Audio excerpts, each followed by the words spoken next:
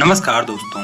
एक संत बरसाना में रहते थे और हर रोज सुबह उठकर यमुना जी में स्नान करके राधा जी के दर्शन करने जाया करते थे। यह नियम हर रोज का था। जब तक राधा रानी जी के दर्शन नहीं कर लेते थे तब तक जल भी ग्रहण नहीं करते थे। दर्शन करते करते तकरीबन उनकी उम्र 80 वर्ष हो गई। आज सुबह उठकर रोज की तरह उठे और यमुना में स्नान किया और राधा रानी के दर्शन को चले गए। मंदिर के पट खुले और राधा रानी के दर्शन करने लगे। दर्शन करते करते संत के मन में भाव आया कि मुझे राधा रानी के दर्शन करते करते आज 80 वर्ष हो गए, लेकिन मैंने आज तक राधा रानी को कोई भी वस्त्र नहीं चढ़ाया। यह विचार संत जी के मन में आया कि जब सभी मेरी राधा रानी के लिए कुछ ना कुछ लाते हैं तो मैं भी अपनी राधा रानी के लिए कुछ ना कुछ लेकर जरूर आऊंगा। लेकिन क्या लाऊं जिससे मेरी राधा रानी खुश हो जाए। तो संत जी यह सोचकर अपनी कुटिया में आ गए। सारी रात सोते सोते सुबह हो गई। उठकर स्नान किया और आज अपनी कुटिया में ही राधा रानी जी के दर्शन पूजन किए।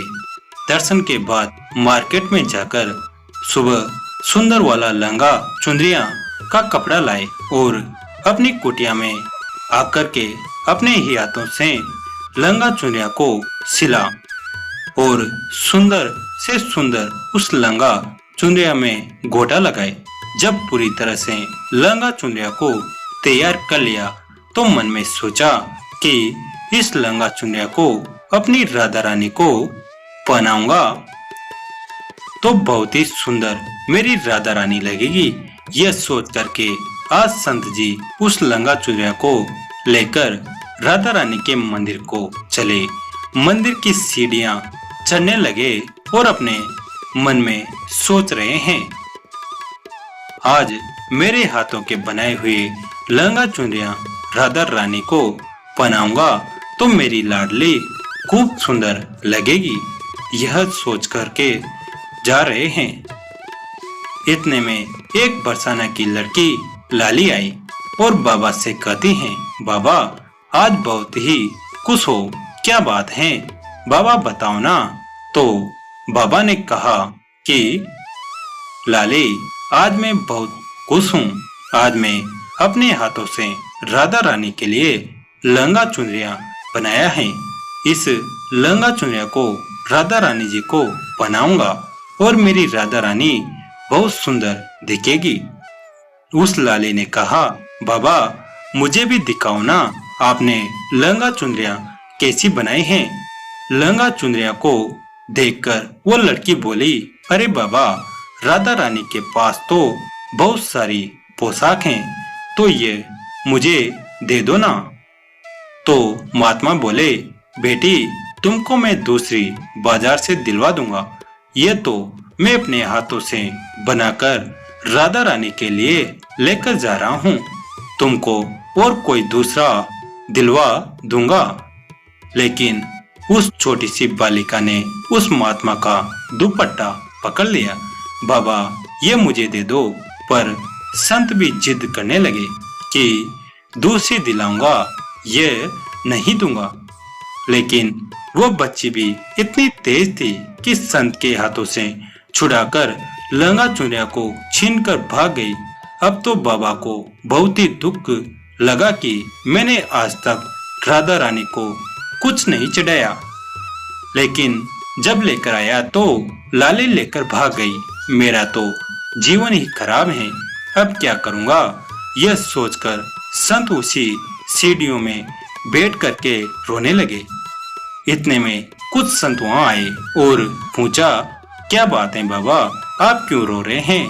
तो बाबा ने उन संतों को पूरी बात बताई। संतों ने बाबा को समझाया और कहा कि आप दुखी मत हो, कल दूसरी लहंगा चुनरिया बना के राधा रानी को पहना दो। चलो राधा रानी के दर्शन कर लेते हैं। इस प्रकार संतों ने बाबा को समझाया और राधा रानी के दर्शन को लेकर चले गए। रोना तो बंद हुआ लेकिन मन खराब था क्योंकि कामना पूरी नहीं हुई ना। तो अनमने मन से राधा रानी का दर्शन करने संत जा रहे थे और मन में यह सोच रहे हैं कि मुझे लगता है किशोरी जी की इच्छा नहीं थी, शायद राधा रानी मेरे हाथों से बनी पोशाक पहनना ही नहीं चाहती थी। ऐसा सोचकर बड़े दुखी होकर जा रहे हैं। मंदिर आकर राधा रानी के पट खुलने का इंतजार करने लगे। थोड़ी देर बाद मंदिर के पट खुले तो संतों ने कहा, बाबा देखो तो आज हमारी राधा रानी बहुत ही सुंदर लग रही हैं। संतों की बात सुनकर जैसे ही बाबा ने अपना सिर उठा करके देखा तो लंगा चुनरिया बाबा ने अपने हाथों से बनाकर लाए थे, वही आज राधा रानी ने पहना था। बाबा बहुत ही खुश हो गए और राधा रानी से कहा, राधा रानी आपको इतना भी सब्र नहीं रहा, आप मेरे हाथों से मंदिर की सीढ़ियों से ही लेकर भाग गई, ऐसा क्यों?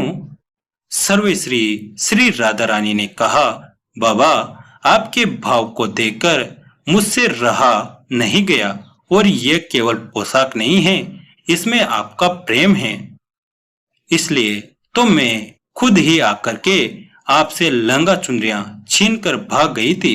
इतना सुनकर के बाबा भाव विभोर हो गए और बाबा ने उसी समय किशोरी जी का धन्यवाद किया।